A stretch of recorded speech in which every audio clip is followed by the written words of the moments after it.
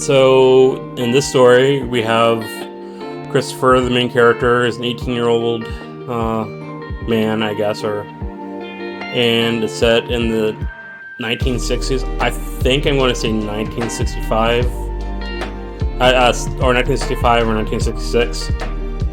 And basically, Christopher has to decide which vampire he's going to choose to be his sire, because he's faced with the choice of having to become a vampire. They're not giving him a choice, do you want to become a vampire? They're just letting him have a choice between which vampire is going to make him a vampire. And we haven't actually got to the point where he's met the people involved but doesn't know they're vampires. And hopefully I'll get to the point where that is the case. I have outlined the next couple scenes, which are down, further than I thought I did. They are down here. This is the scene that I outlined. This is the scene I outlined. And this is the scene I outlined. So I have at least 3 scenes that I'm going to try to work on. But as is my usual... Oh, I have 4 scenes. Oops. So this is my usual practice. I'm going to go back to where I started yesterday writing, and then edit that, and then go into the next scene. So let's see, where were we?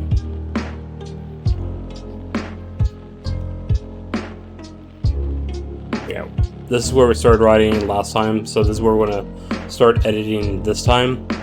So I will go ahead and start reading it. You can read along with me. In this scene, Christopher gets confronted by some people that thinks that Christopher killed their friend.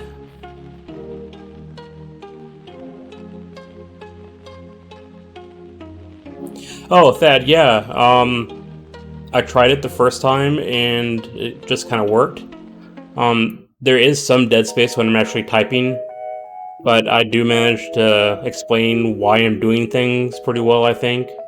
But it's definitely not... I'm definitely end up writing slower because I'm talking through my process. So, I don't know. It's a skill I hope to develop. This is only my 3rd time trying it, and I really like it. So, I just try to make it work. But like right now, I'm getting to the point where I'm going to be editing. So, I will just be reading to myself, having people follow along, and I will talk through if I make any changes when I'm making the change. That's how it usually goes. And I made a little interactive game. I don't know if you're on mobile or not, so I don't know if you can play it on mobile, but there's like an interactive game on screen. So try to keep it as interactive as possible, but it's not always possible. And thanks for stopping by. Appreciate that.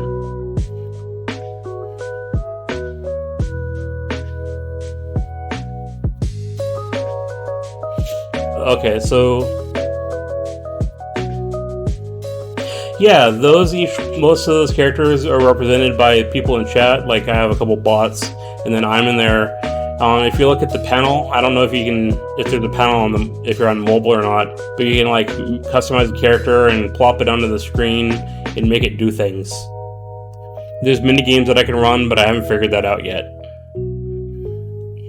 It's just a new program that I bought last week, and I used it for the first time on Sunday. Took some time to get to work.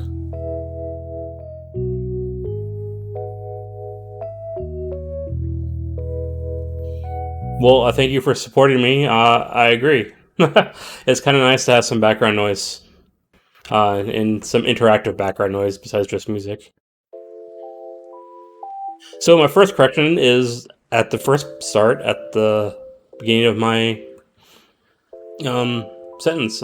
It was in the evening, a few days later. I think it would sound better to say a few days later in the evening.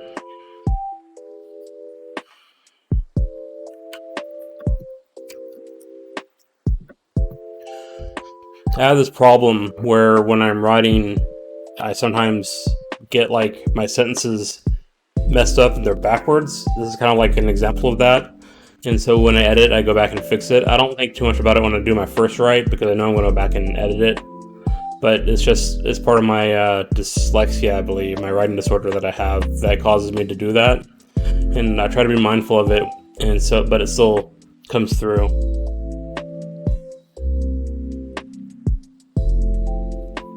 I don't know why I just typed winner Minerva has won 5.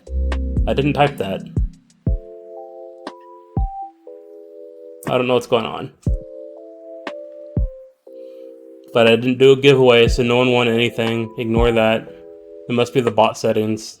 Because I was messing around with trying to do giveaways. So I was thinking about doing a giveaway. So it must have just been something I forgot to delete.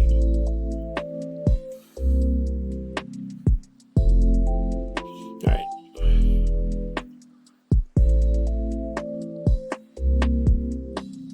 Oh, sorry. It was a few days later.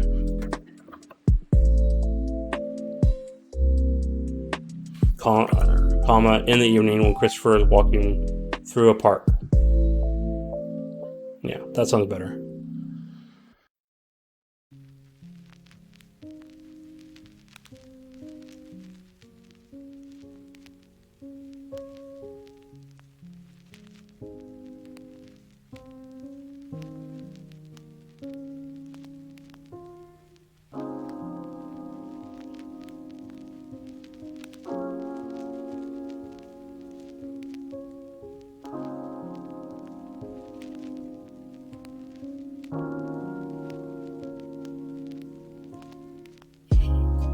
I like seeing it wants me to change it to repeatedly, but I don't want to say that. I like saying over and over again. It's just a style choice, so I'm going to ignore that suggestion.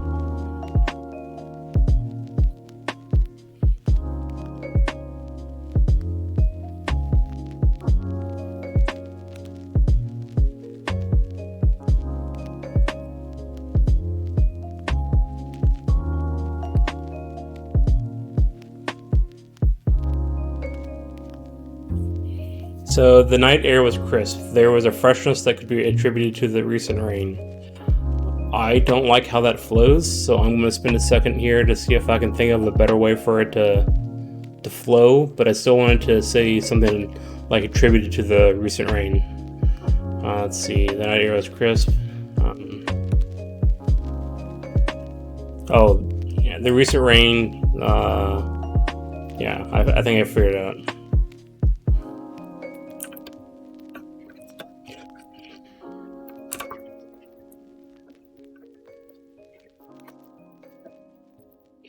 So the night air was crisp. The recent rain brought a freshness to the air. That sounds so much better. Then it says the same thing.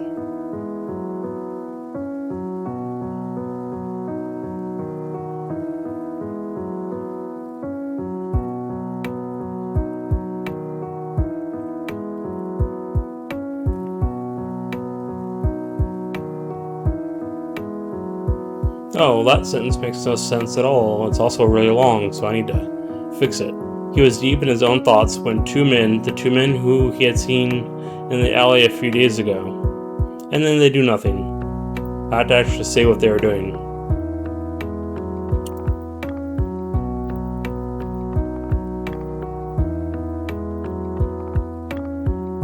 Right. He was deep in his own thoughts when the two men who he had last seen in the alley a few days ago came out from behind the bathrooms.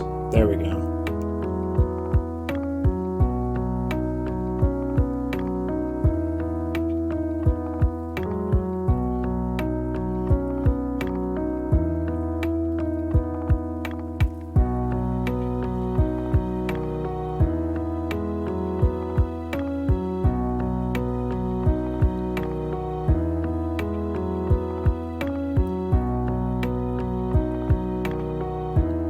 Actually, I don't find very many unfinished thoughts or sentences. I find a lot of sentences that need to be reworked, maybe, but that was really weird because usually I would have added that fact that they came from behind the bathrooms.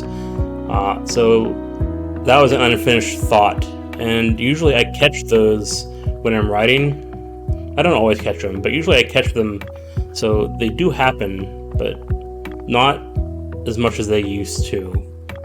And it's very rare that I have to fix them on an edit pass. Usually I catch them after I write them to begin with.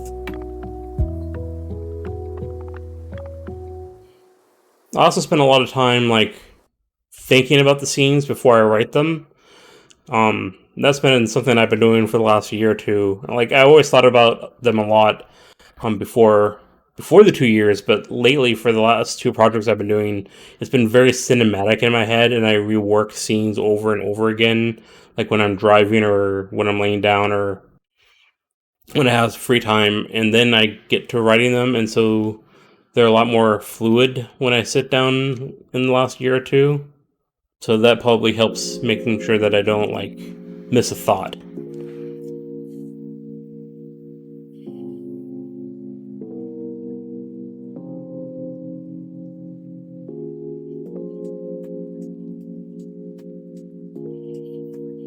Alright, so here one of them carried a bat, another carried a stick, and the third person was wearing brass knuckles on his hand. I kind of want to not have it be a stick, because one of the other people is already holding a stick.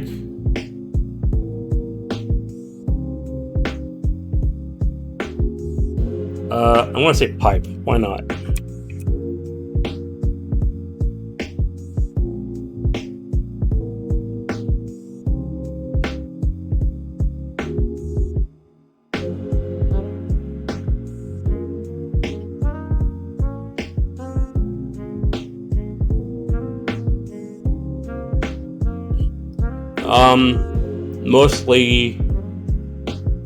Mostly like beating him to near death, but not actually killing him.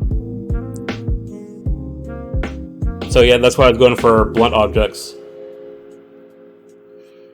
I was going for more of a beatdown than a stabbing.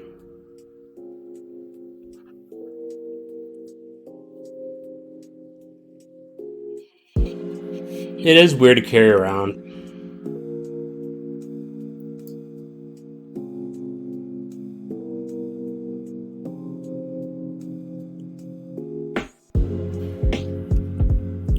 I hate when I get hung up on a minor detail, but this is the time to get hung up on it, is when I'm editing.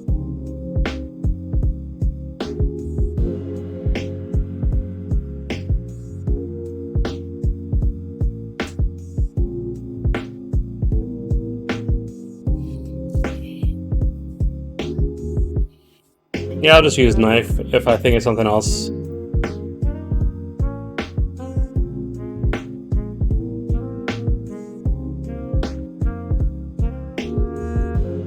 Well, I was thinking that this is like a predetermined attack, so I figured they would have armed themselves with something else, armed themselves away from this encounter and already have it ready.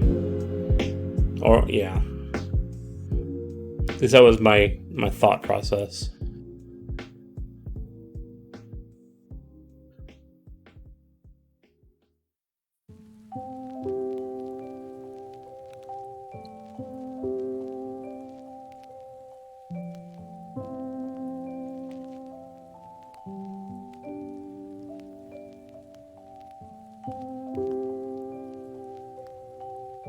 I'm not really sure about bringing a gun into the equation.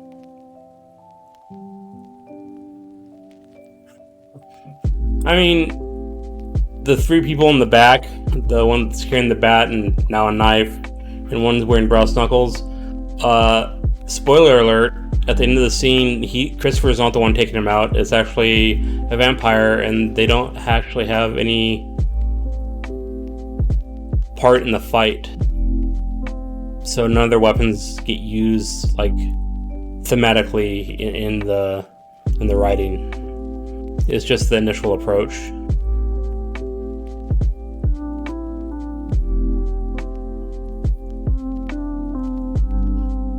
So I'm gonna highlight the knife and just keep it knife for now, and I'll get back to it later.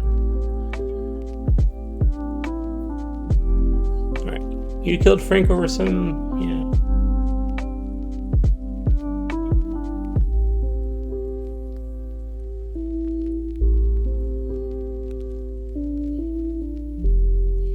No, that's true.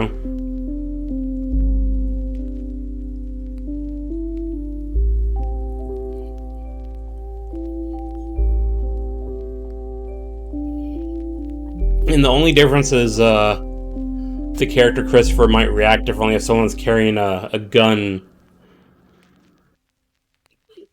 And so he would take his tactics differently when he starts the fight. That's my only concern about adding a gun. That would change parts of the other scene with how Christopher thinks about the fight.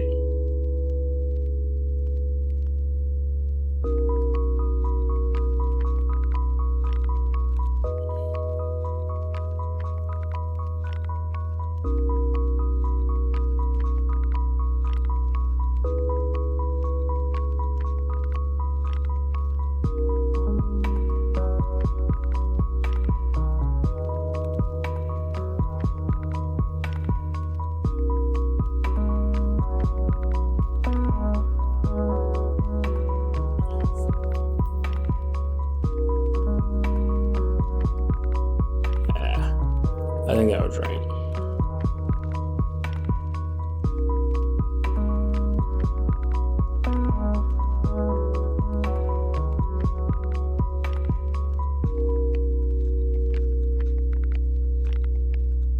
I just can't spell Christopher correctly half the time.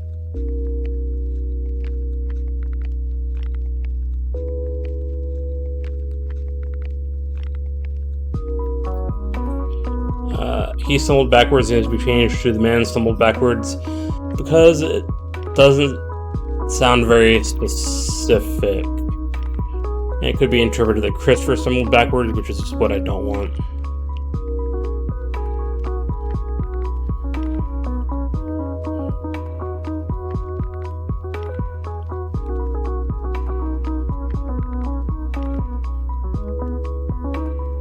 So he grabbed the wrist of the man holding the stick, twisted it, making him drop it, and Christopher grabbed the stick midair as it fell. So that's kind of a janky sentence, and so I want to change it up a little bit so it's a little bit more concise. He grabbed the wrist of the arm holding the stick, twisted it, and made him drop it. Get rid of and, new sentence. Christopher grabbed the stick as it fell. Christopher grabbed the stick midair as it fell. Yeah, that's much better, alright. So this was one sentence put into two. It now says, he grabbed the wrist of the arm holding the stick, twisted it, made him, it should be and made him drop it.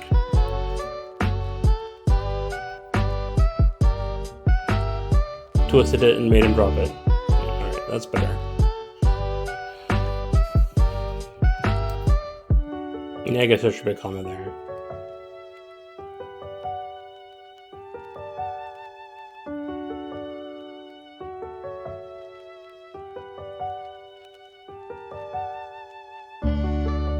Alright, so this should be two sentences. Christopher then used the stick to hit the man in the stomach, knocking the air out of him, period. He then punched him in his open hand. Christopher then... I'm gonna go. He then punched him with his open hand, and the man crumpled to the ground. He then punched the man in the temple.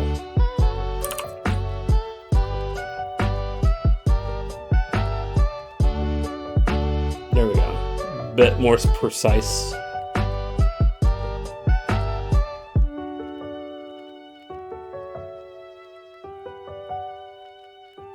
As Christopher turned to face the other man that was in the alley, he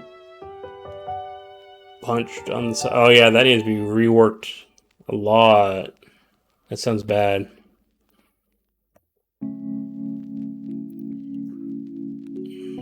I'm just going to get rid of that he was in the alley.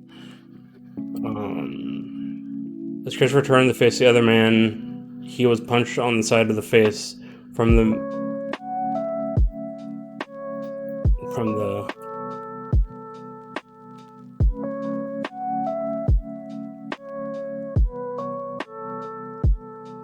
the man, with the chain. Alright. As Christopher turned to face the other man, he was punched on the side of his face from the, I'm gonna say, the hand holding or wrapped with the chain.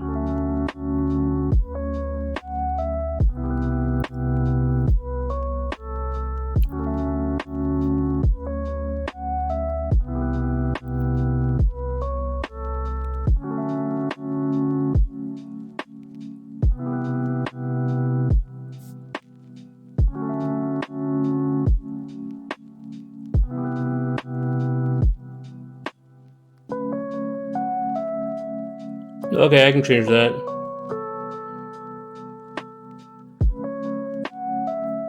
Let's see.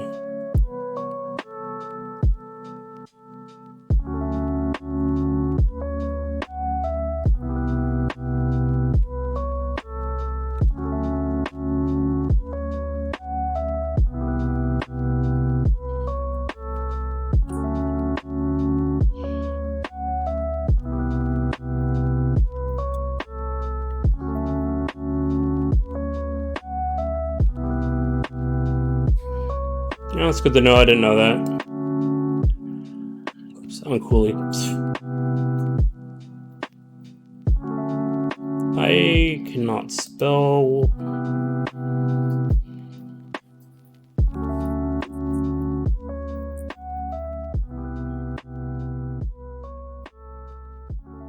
Right, he then punched the man in the jaw with his open hand, and the man crumpled to the ground, unconscious.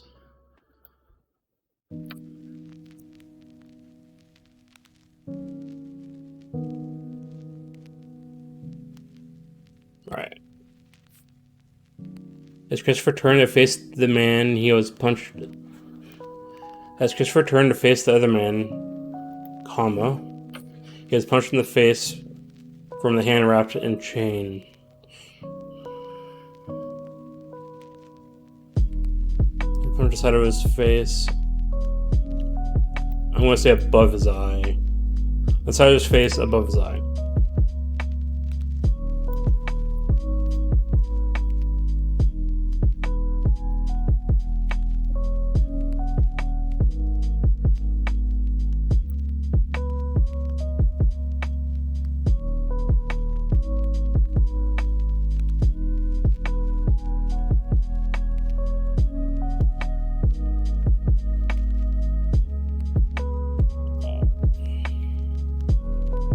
I'm going to break this sentence into 2 sentences, I think.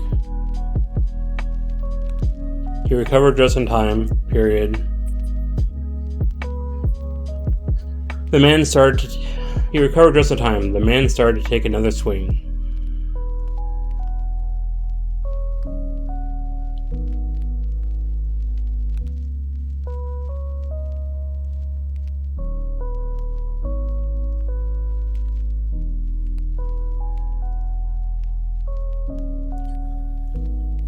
So I'm going to change this sentence a little bit just to change up the action, because I want him to do kind of like a grabbed him, twisted him with the stick, fell backwards and flipped him over himself onto the ground, and then smacked him in the face while laying on the ground.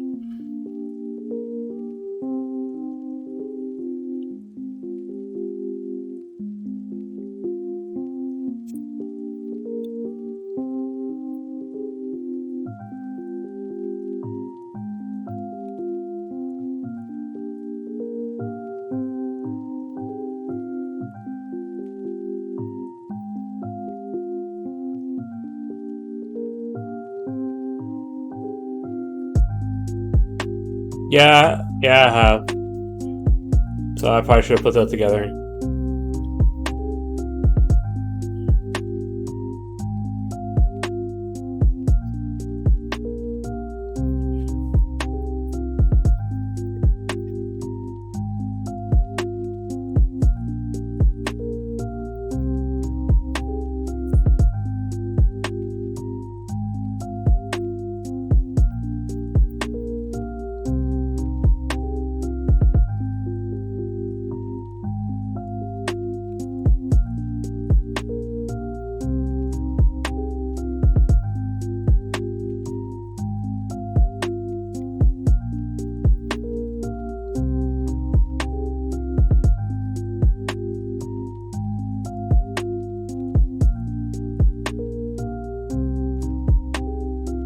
Christopher quickly followed that up by smacking the head of the man against the ground.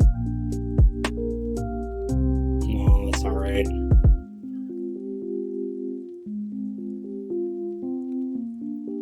By smashing his fist into the man's head, causing it.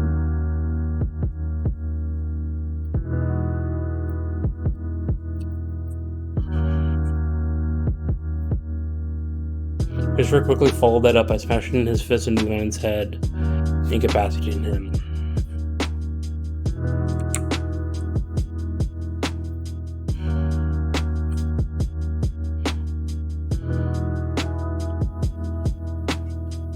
I don't know, I'll check this on another edit pass, because I did a lot of changes to it, so I probably messed up sentences here or there. But I think it's more of what I imagined in my head, so that's good. Writing action can be weird. If you're too detailed, it takes people out of the moment, ironically. So you gotta... But in this instance, it's like jab, jab, or hit, hit, done, hit, hit, done. So there's really not much of a prolonged fight. And that was intentional, at the very least.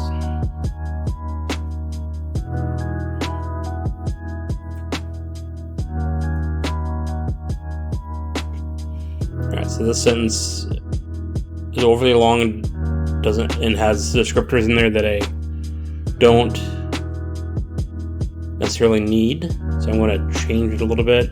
So Christopher expected that the other three people had taken the time to move in when he was hit by the man with the chain. I'm going to change it so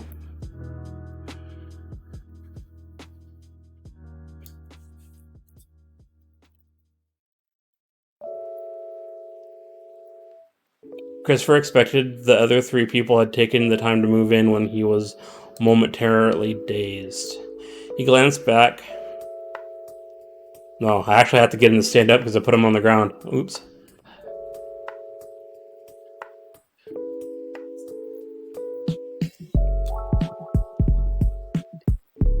He quickly got to his feet and glanced back.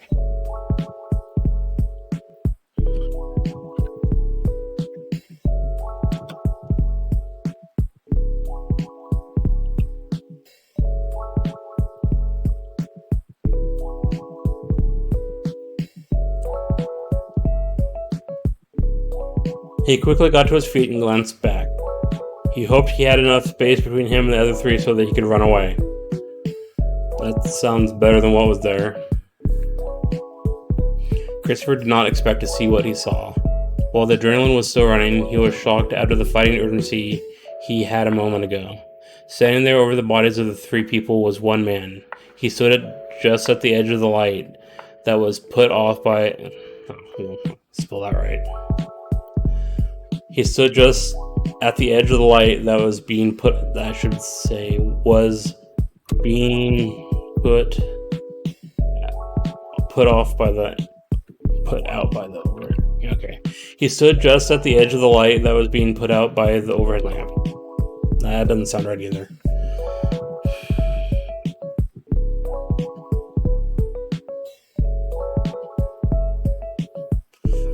He stood just at the edge of the light.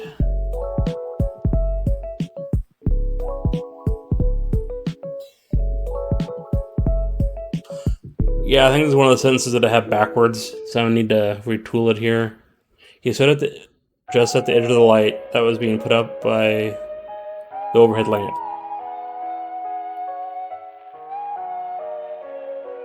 Street lamp is a better word, for sure.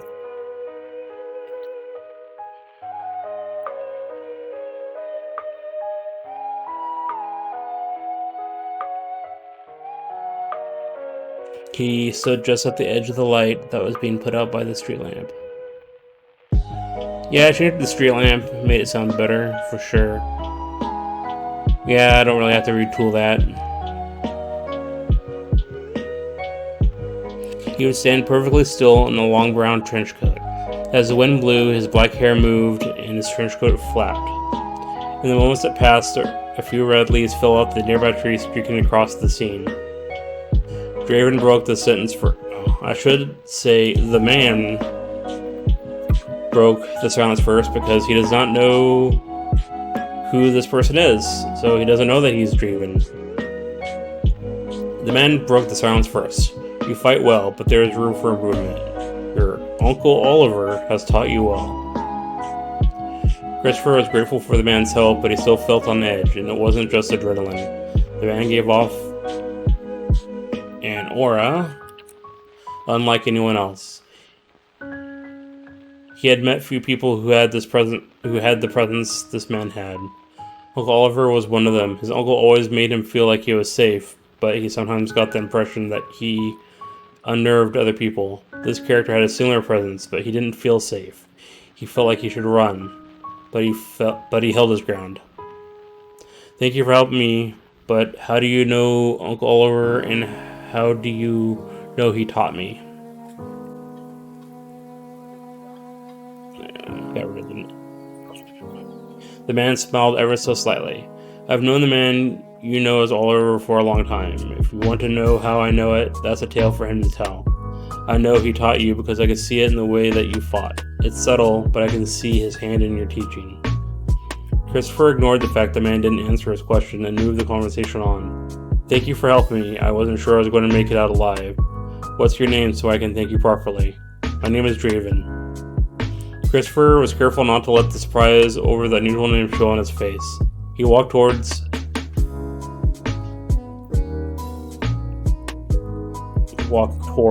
Draven and extended his hand. Draven extended his own, and they shook as Christopher spoke. Thank you, Draven. You may have saved my life. Draven's hand was cold to the touch and very rigid. His grasp was very firm. It felt like rock. Despite acting normal, Christopher was very unnerved. I've used unnerved too much. I'm going to say uneasy. Despite acting normal, Christopher was very uneasy. He felt like running. He wanted to get this interaction over with as fast as he could. If there's anything you can do for me, let me know. It is late though, and I should be getting along.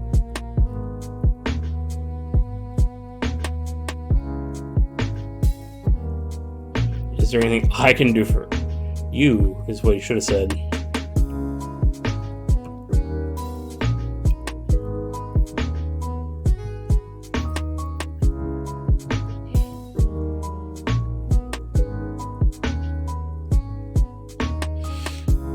Vampires, a little bit of both. I'm taking bits from here and bits from there, and different stories and stuff. So the vampires are a bit more like Bram Stoker's Dracula. Like, they can go out during the daytime, their powers are just diminished. Then there's a little bit of Vampire the Masquerade in there with some of their powers and stuff like that.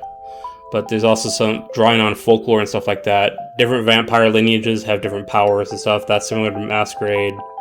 So I pull it from lots of different sources to just kind of make up my own. You know, so a little bit from Anne Rice too, I guess. And I pulled some character traits that I liked watching from True Blood into it, but not so much of the vampire lore.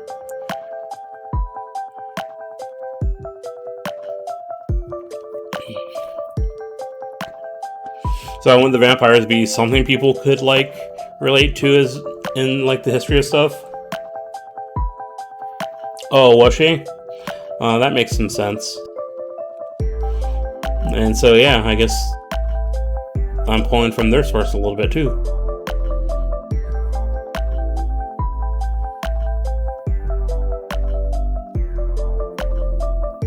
Oh, that makes sense. I never really thought about it in those terms. Like, I read the books when I was, like, in my teenage years. I read a couple of them. My favorite was Men Mock the Devil, but I mostly remember Interview with the Vampire, the movie, when I think of Anne Rice. Because, I haven't read the books since I was, like, around 16, I think, something like that. So that's half my life ago. So it's hard to remember everything I read. but it's definitely impacted how I'm viewing my vampires. Yeah, Queen of the Dam could have been great, but it had a lot of problems. Like, I like the movie by itself. The source material was better, and if Aaliyah didn't die in the middle of making the movie, it probably would have been better.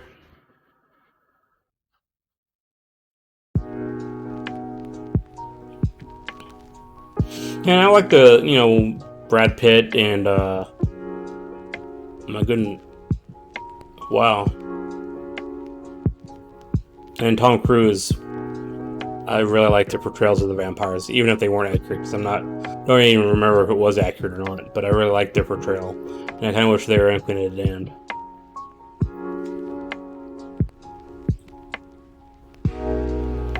Oh, was she an albino?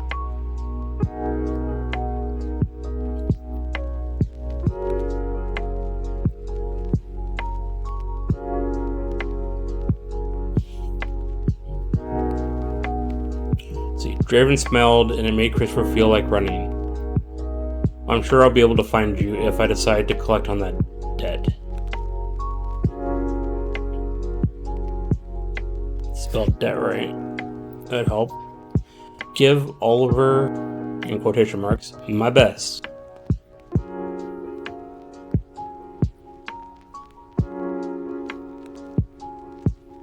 Yeah, I agree. Cause like he was supposed to be much younger, almost boy-like, if I remember, with blonde hair. I mean, I loved Antonio Banderas, but I mean, like, for characters that were in the book, it didn't fit that at all, not even close.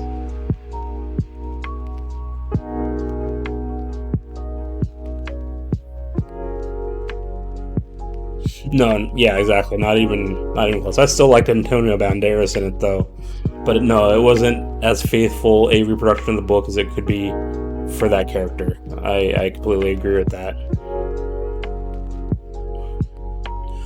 All right, so now we're getting to another scene. The next scene is going to take place next day.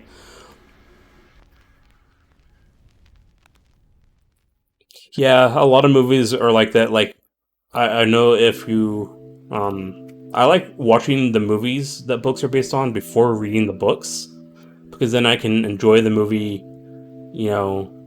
without having to consider the book at all.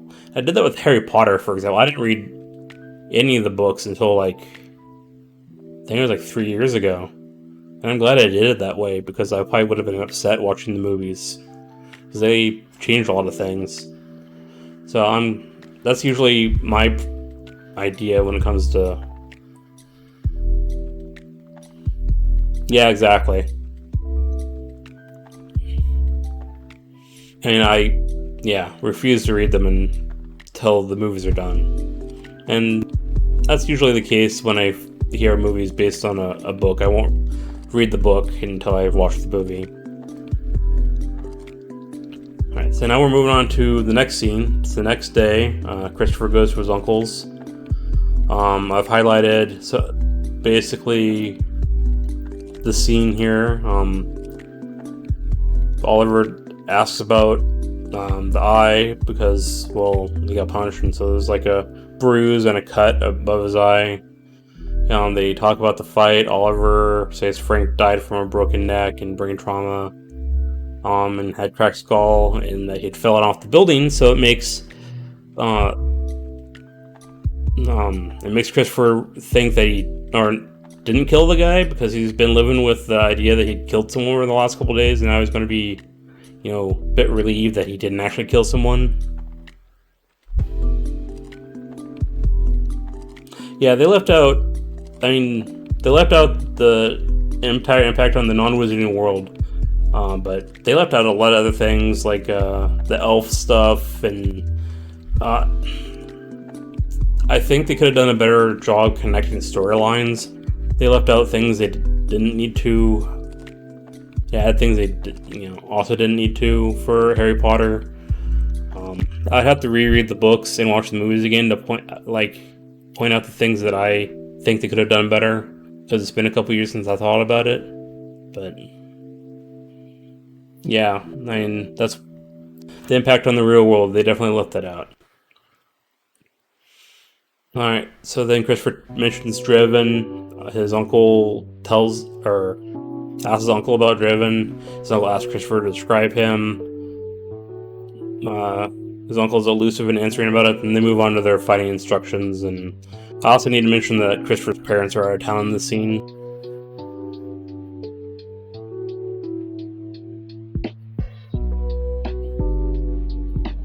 Yeah, I don't know why they put L's at Helm's Deep.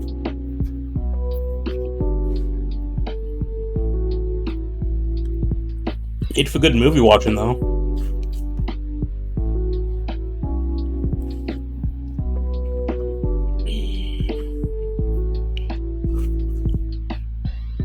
Alright, so let's get it right in the scene here.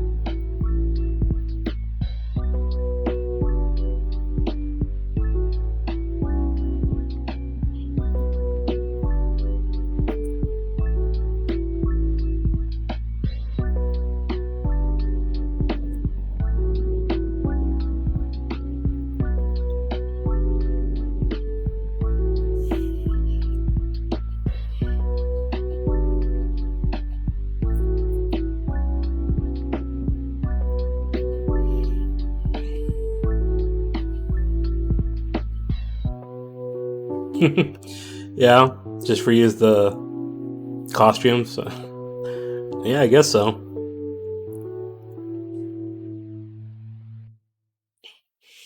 Alright, so for me writing the scene, I usually talk a little bit less and just kind of talk about the paragraph after I finish a paragraph. So this is the part where you have to kind of follow along with your eyes a little bit if you're following the story. Yeah, it's just the nature of a writing stream, I guess.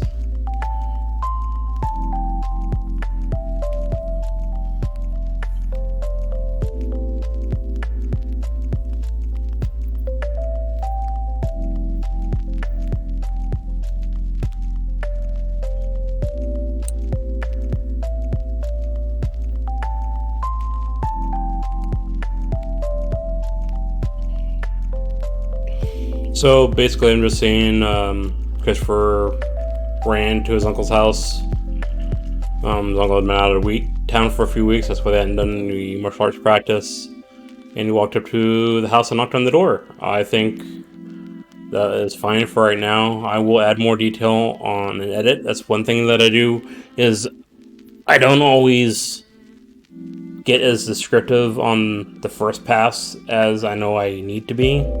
So that's something that I will come back and re-edit. Usually it's the second or third edit pass before I start working on more fine details. Right now I just focus on getting out what happens in the scene and the framework for the scene. I do very little big tweaks later, other than like adding in some details here and there. Sometimes I'll go back when I need to drop some hints about an upcoming story thread, stuff like that. But, yeah.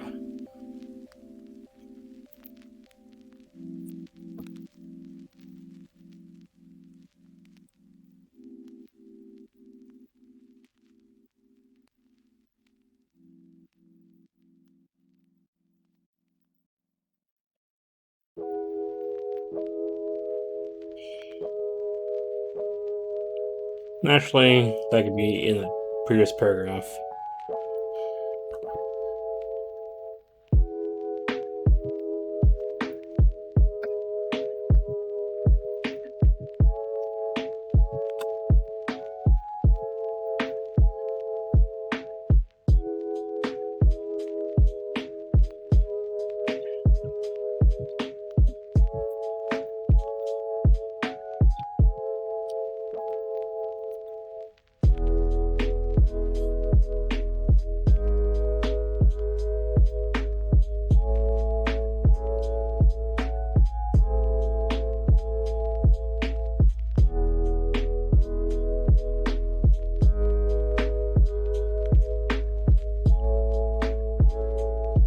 Why is it telling me to do weird things?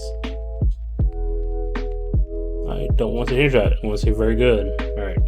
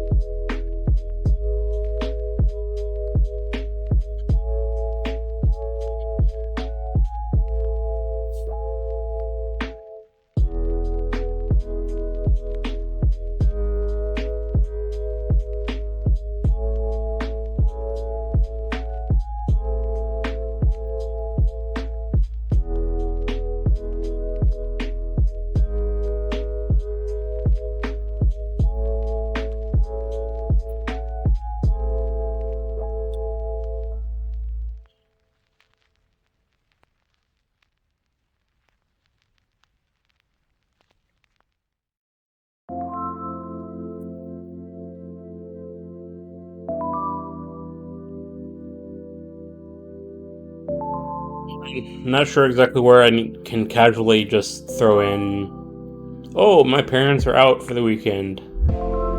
I guess I could just have Oliver ask about his parents.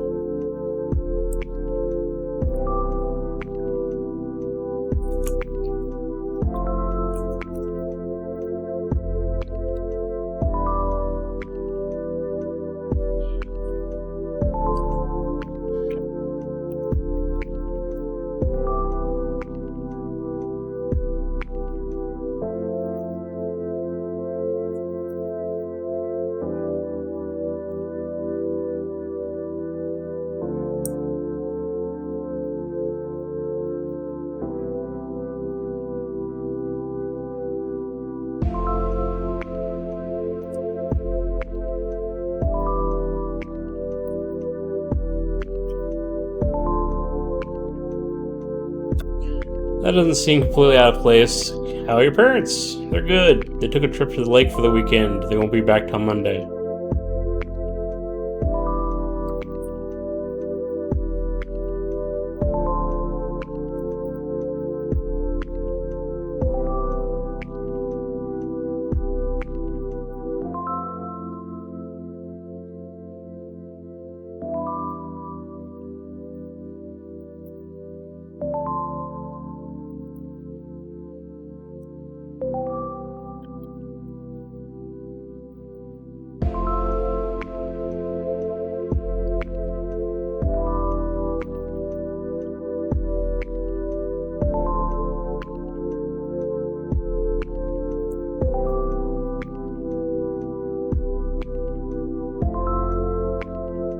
That sentence is awkward, but I'm not going to change it now. I'll wait for an edit. I'm just going to push through. Oliver reached out and lightly outlined the cut with the bruise above Christopher's eye. Oh, that's going to annoy me.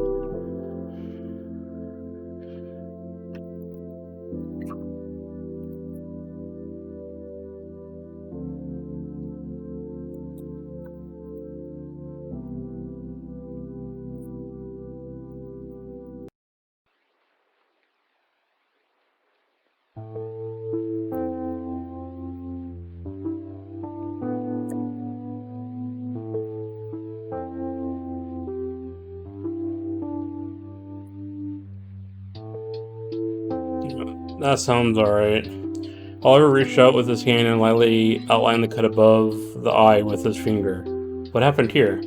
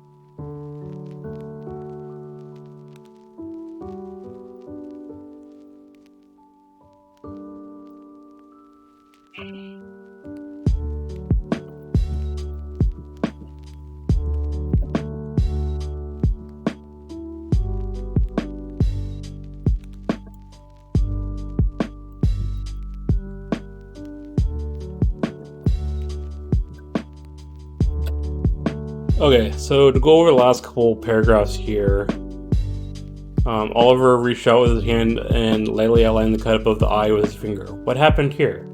Christopher lowered his head. Uncle, I got into another fight. 2 of the men from the alley the other day confronted me with 3 of their friends. I thought they were going to kill me. He says I killed his friend Frank. Oliver gently lifted Christopher's head and looked into his eyes. You didn't kill anyone. I talked to the police. The man Frank died from a broken neck and a cracked skull that looked like he fell off the building. They are ruling it an accident.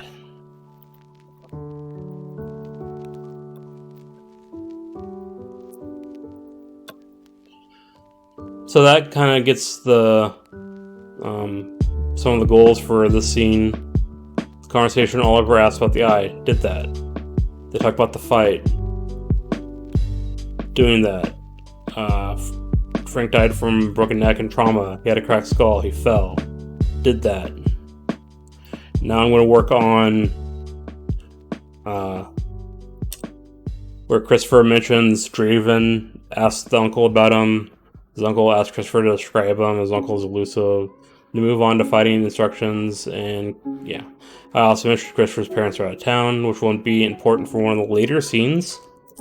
So I'm just about done with the meat of this scene, because a lot of the information is going to be told through dialogue. And then I'm going to do kind of a overview of their training regiment, just so you get an idea of the things that Christopher has learned in the last 10 years of his life.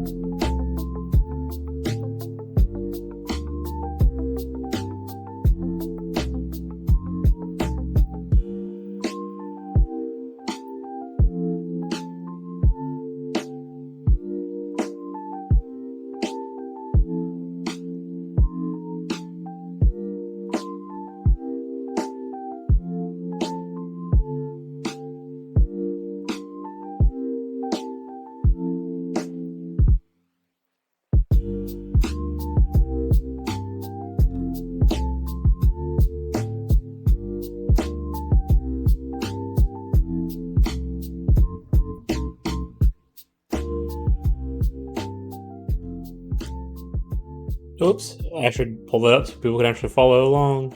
My bad.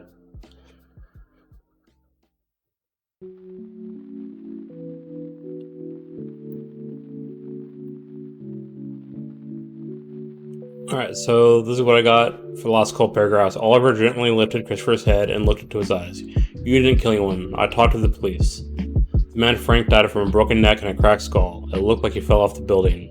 They were ruling it an accident. The relief in Christopher's eyes was obvious. So I didn't kill him? No, you didn't. Now don't think about it again. Oliver turned and walked down the hall into the dining room and out the back door. Christopher followed him. Oliver had a large backyard even for the outskirts of the city. There was even a second building in the backyard. It was a workshop at one point, but Oliver had it converted into a training room. He continued, rather than I said Oliver too many times, he continued to the training room, but Christopher stopped in the middle of the yard and spoke.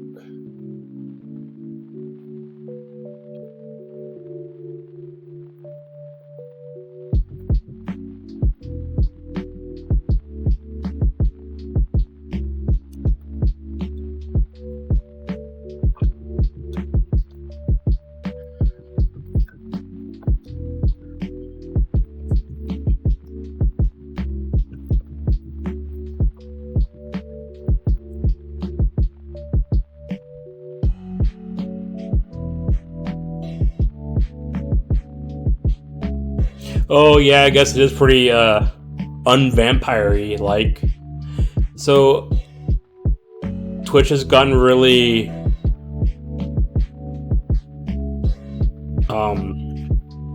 strict about their DMCA takedowns and stuff like that. So I have to find royalty-free music, and there's this guy named Harris Heller who put out about 6 hours worth of royalty-free music that people can use. And this is the lo-fi track. Then yeah, so lo-fi, let's see how much is left. It's quite a bit left. If we want something more vampire-y, how about synth? I'll do synth.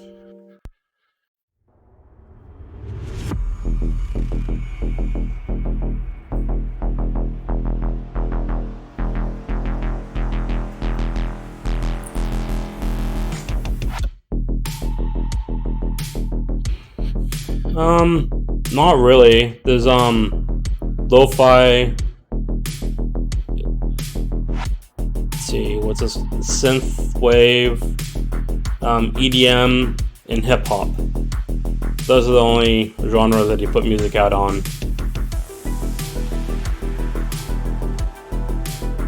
Also, I'm not exactly sure what dark wave is because I don't usually listen to music like that, honestly.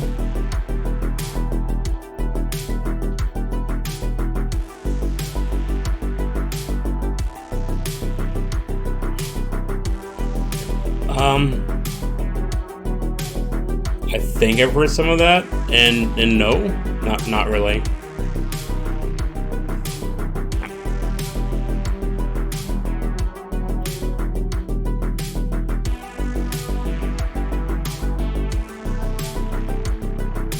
Like, I think I've heard of Typo Negative. I'm probably sure I've heard their music, but honestly, it's really not my thing. Listen mostly hip hop and R&B, or hip hop and rap and stuff like that, which people don't really think that's the case, but it is.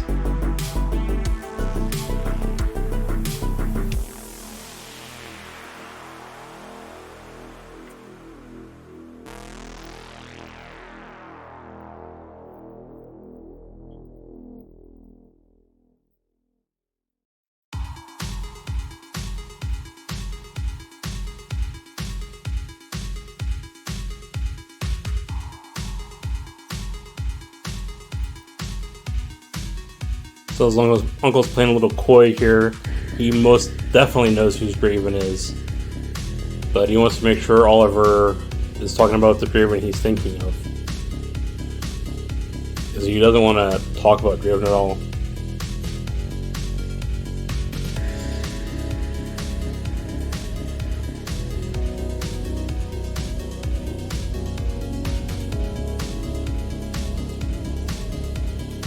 I will check that out after the stream, just to hear what they sound like. See if it sounds like a set to me too.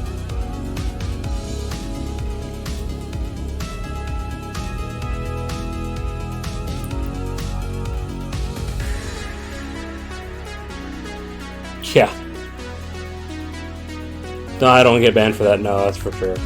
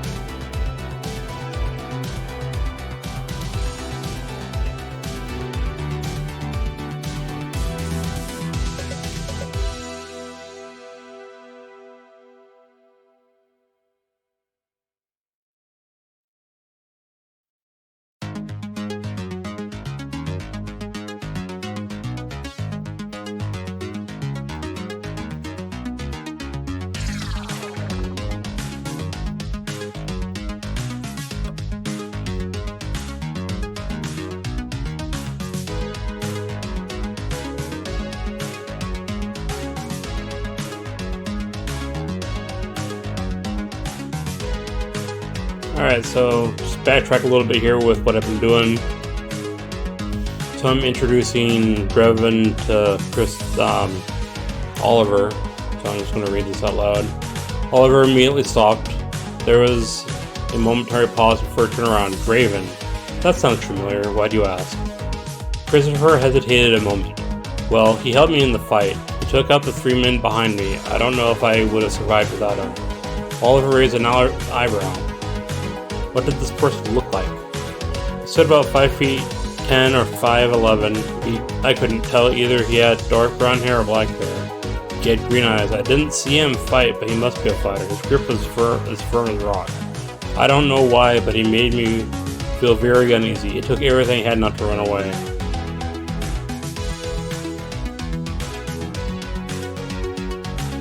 Right, so, yeah.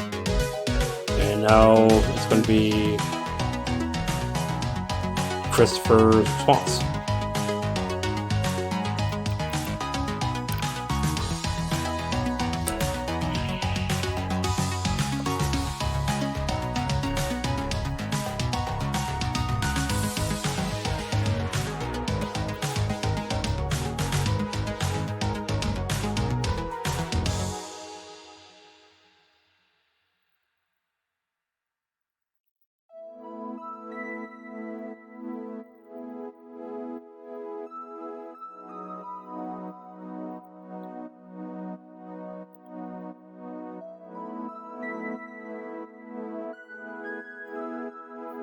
Alright, so I'm going to look back to see how I described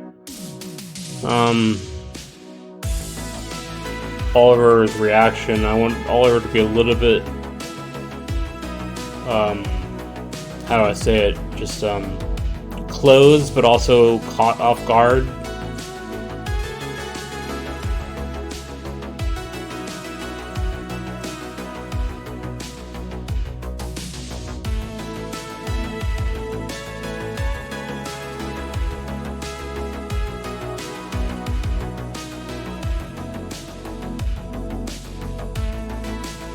No, that sounds about right.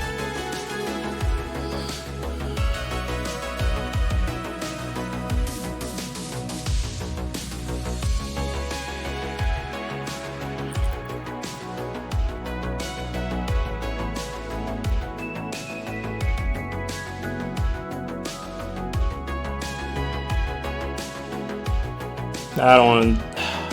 Alright, so oh yes, Draven, I know him. I've not seen or heard of him in a long time.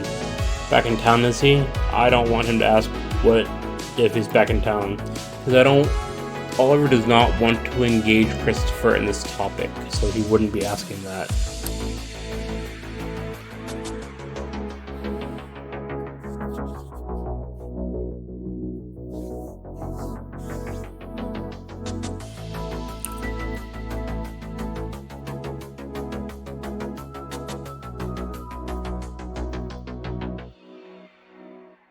Alright, so I'm just going to say, shall we continue?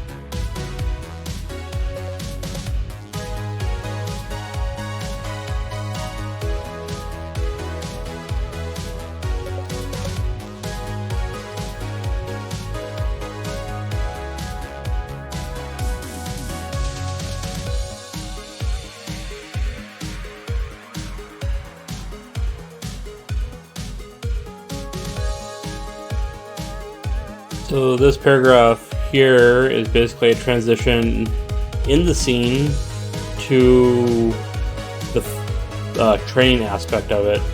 Okay, Uncle Christopher wanted to ask more, but his uncle obviously didn't want to talk more. Let's see, Christopher wanted to ask more, but his uncle obviously didn't.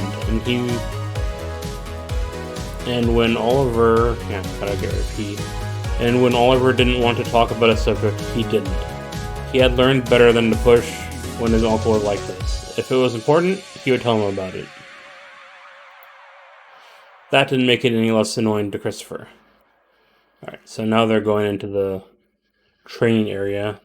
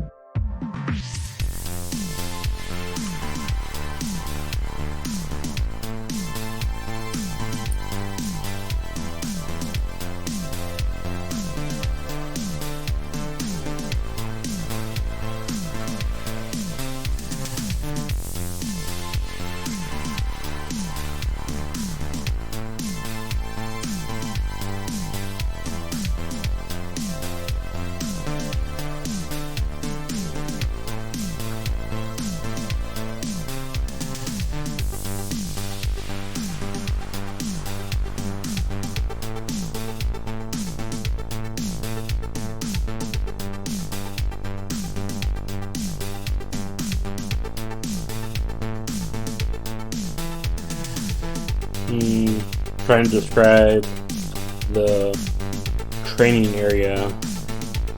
It's pretty bare, so there's not much to describe, but there's weapons and training weapons in it. No mats, just a clean empty floor.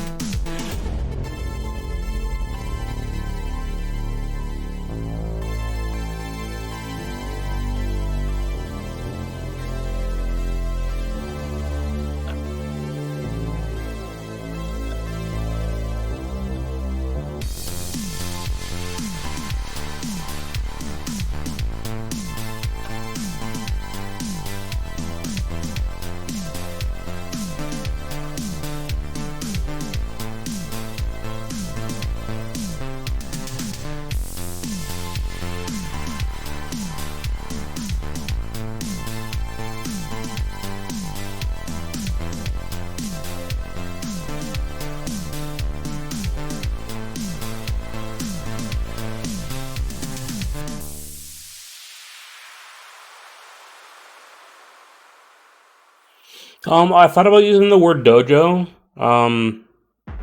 but that kind of indicates some sort of Eastern training area, which this is. I'm trying to avoid the mystical Asian martial arts kind of bent, because this character is mostly has learned that, or the vampire Oliver has learned all that stuff and is teaching him this, but it's not specifically Asian inspired. And also, martial arts weren't as huge in the 60s because it was definitely present, obviously, but it was just starting to become more of a pop culture thing.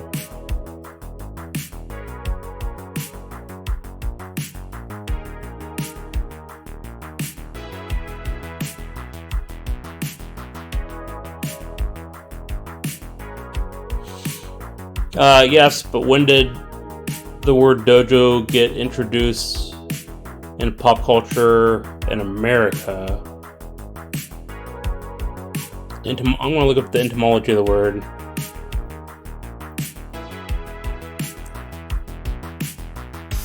So it's Japanese.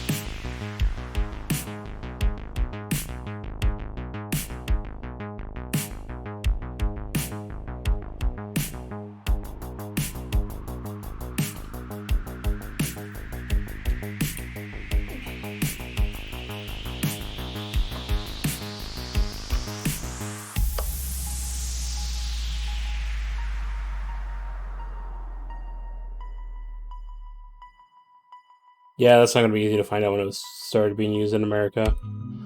I guess I could say gym. Gym would be appropriate. Dojo is a Japanese word.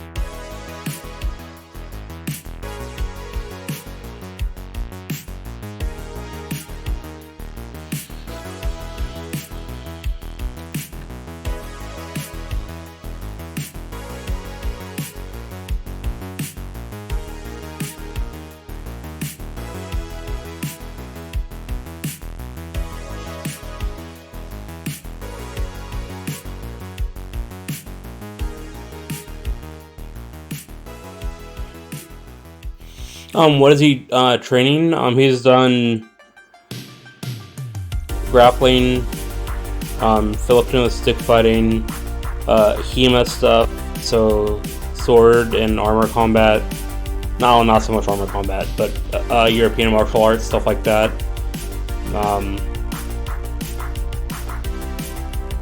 It's kind of convoluted. The character that's teaching this person is really an old vampire in my world, before human history was like really recorded, so like written down.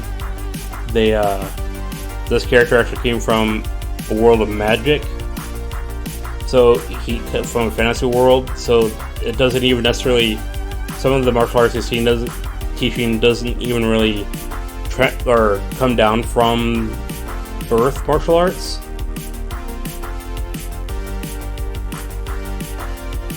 If that makes any sense.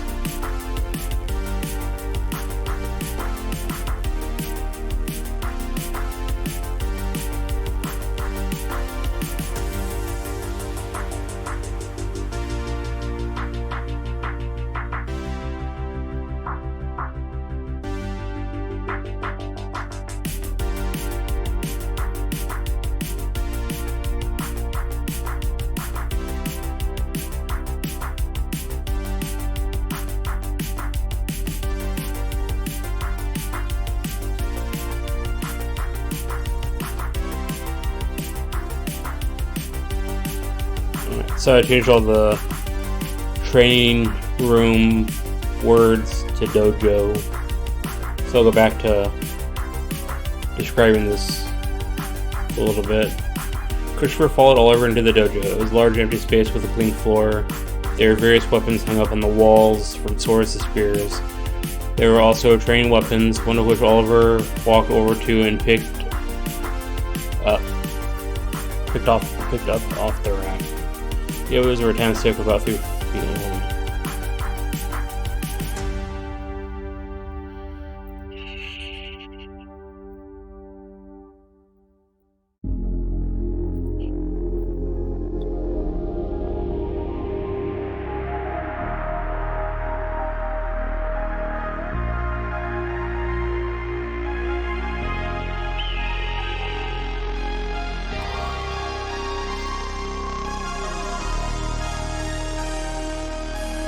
Oh, okay.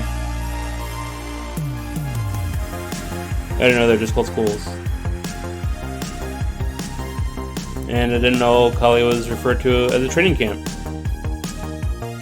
I have very limited knowledge about Kali. I know Screama a bit better. Like, where it comes from and stuff like that. Yeah. But I didn't know it was also just called school either.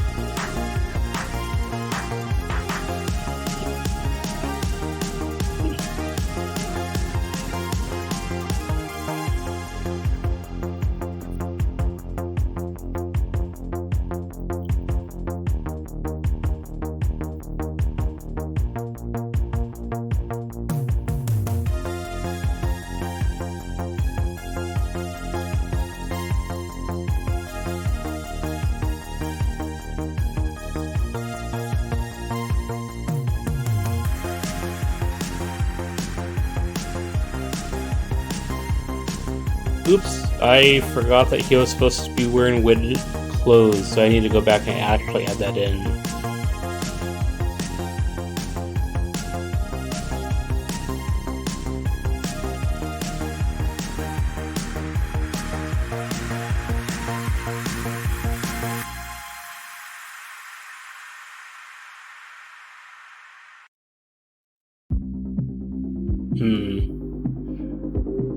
I don't want to change this paragraph because it flows so nicely, but I forgot to add things.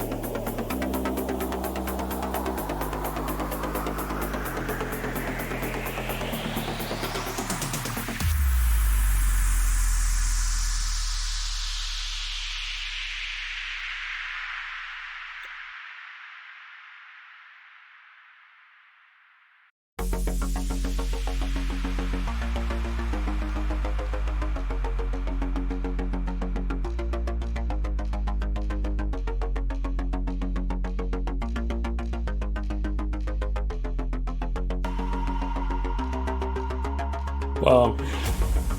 Completely forgot a word there.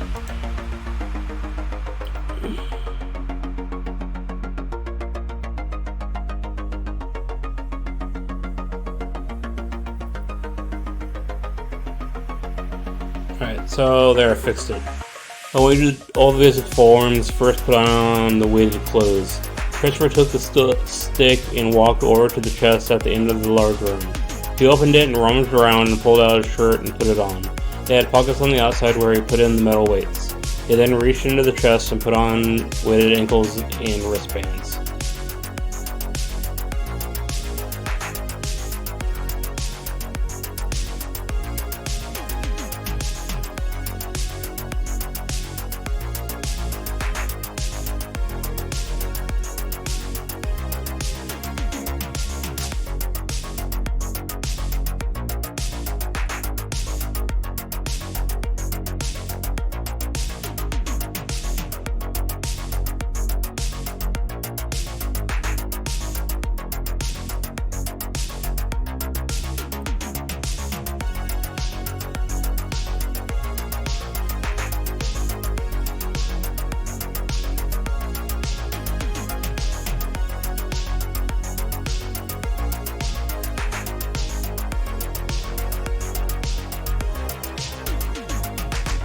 He was about to begin when his uncle interrupted.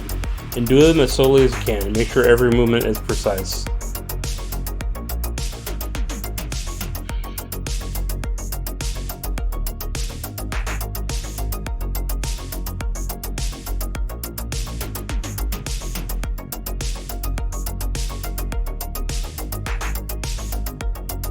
So now this is just, the scene is coming closer to an end.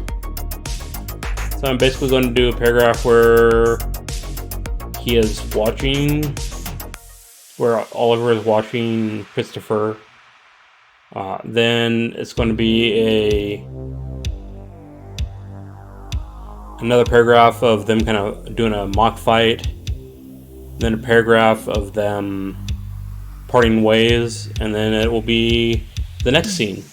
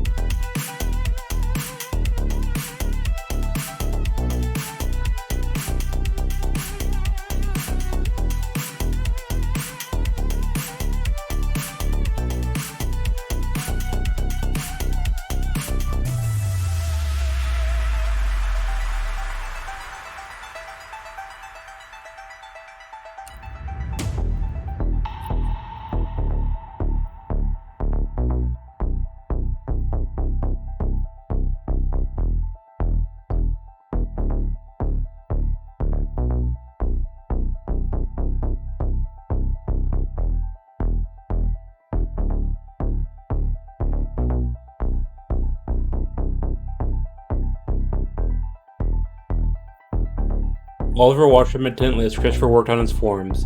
With the added weight, he struggled to do it as slowly as he would have liked. Nearly an hour later, and his forehead was beaded with sweat, but he was done. His muscles were sore. The whole time Oliver walked around him, there were a few times where he faltered, and Oliver had to correct him.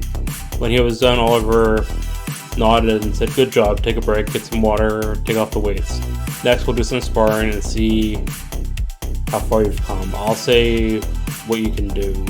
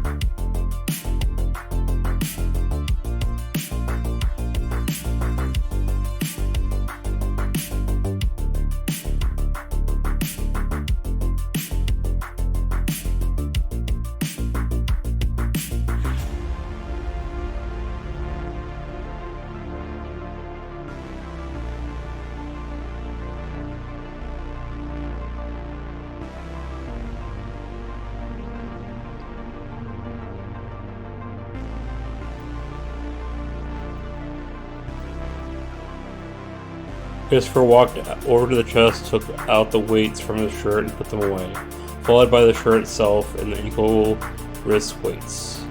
He went into the house, got a drink of water, and came back out to the dojo.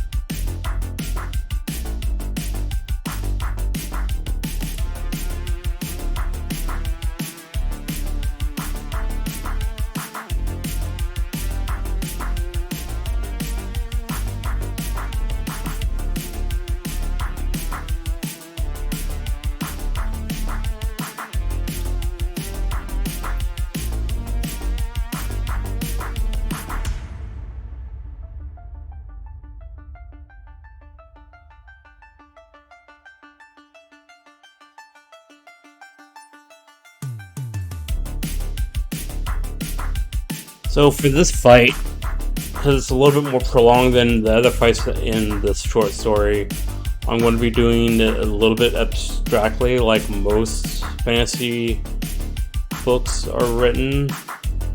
I don't usually write abstractly when it comes to fights, so we'll see how it goes.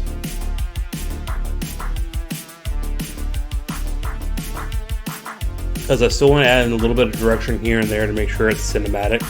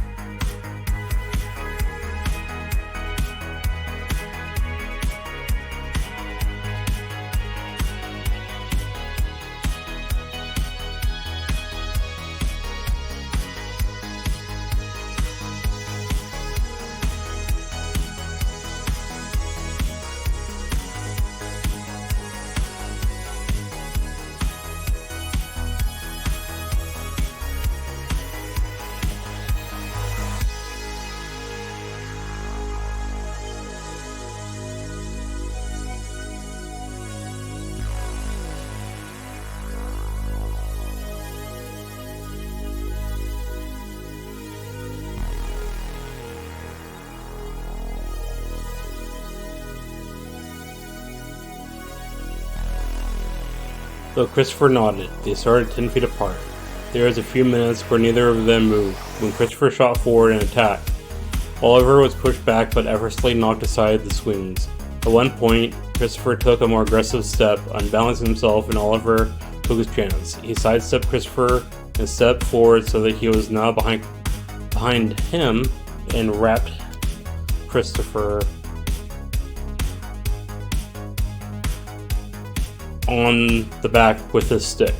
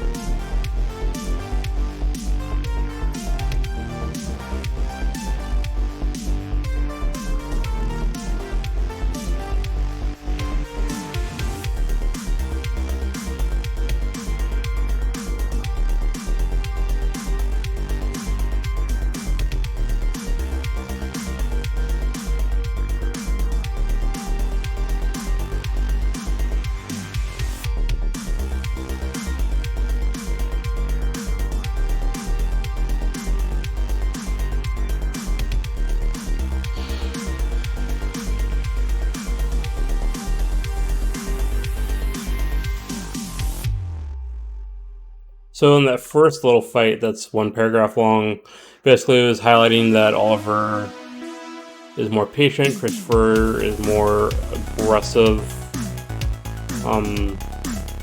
So the next little fight they're going to have, Christopher is going to try to keep his anticipation in check so he's not the one advancing.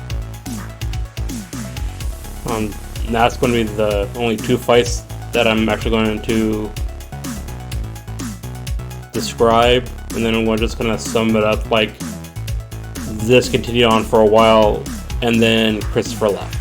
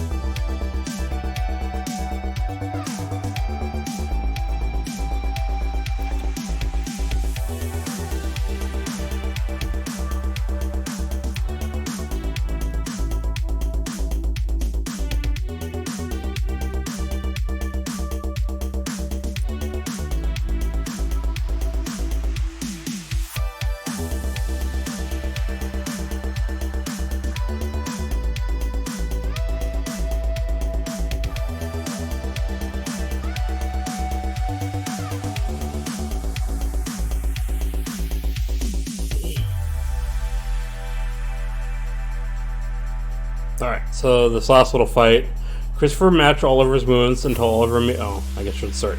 They squared off again. This time Christopher did his best to hold off, advancing, keeping his anticipation in check. Oliver moved in, slowly circling around Christopher.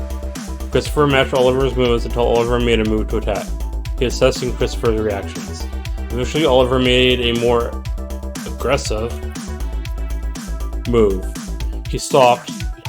He stepped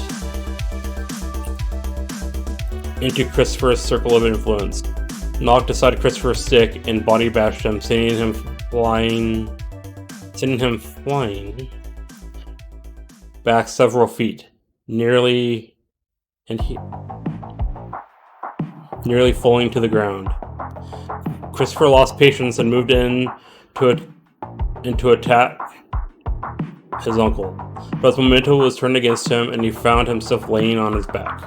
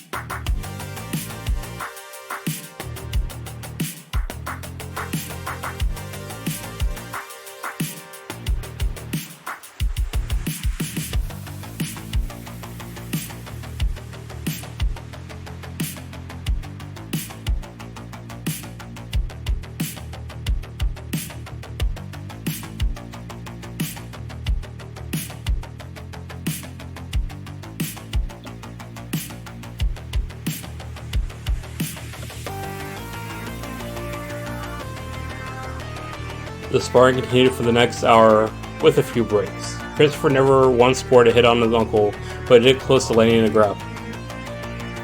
But it was turned aside at the last moment. That doesn't sound right. It's the wrong description for a grapple.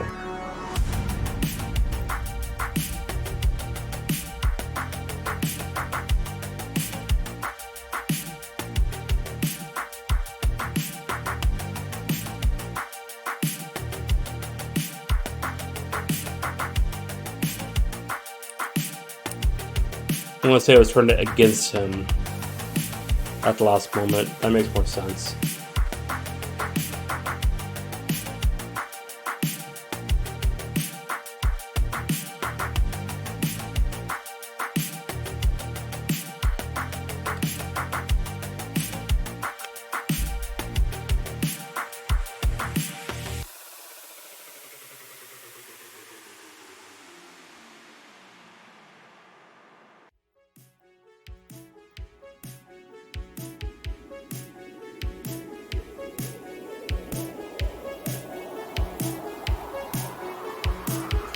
Alright, so this is where I'm going to end the fighting part, and I'm going to transition into the next scene.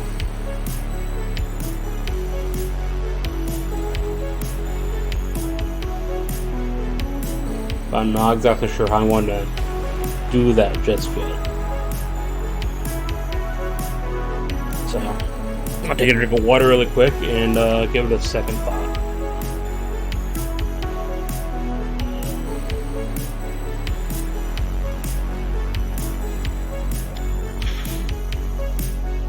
Alright.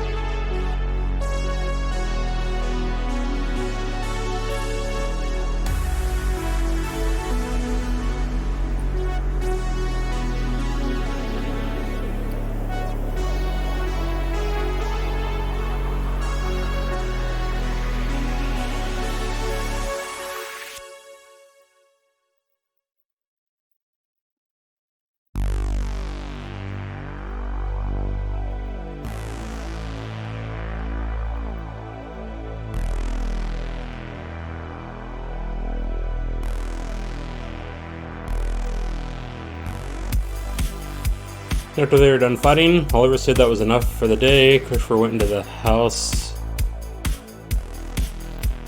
and took a quick shower to rinse off the sweat.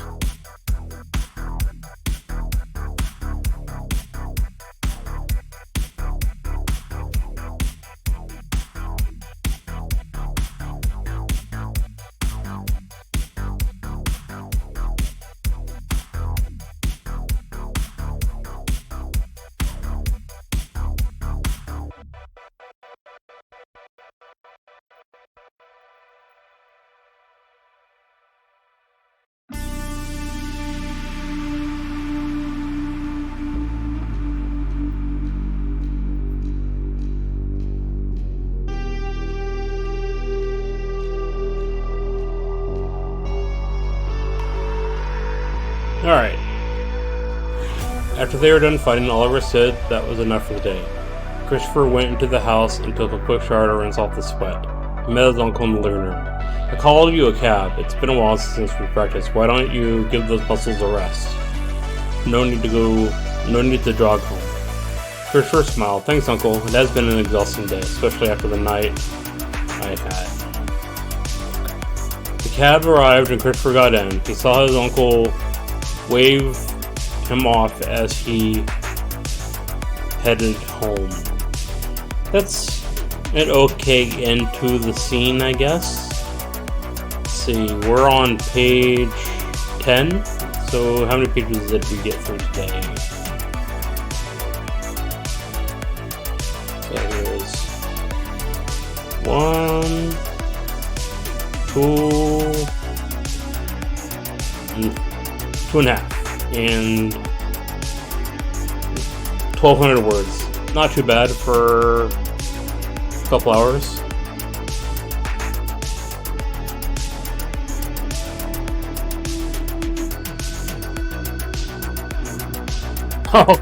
Oh, yeah. Actually, ironically, I am about to end the stream for the day. I think one scene was good enough, and this was kind of a last minute thing, although I have more scenes to write.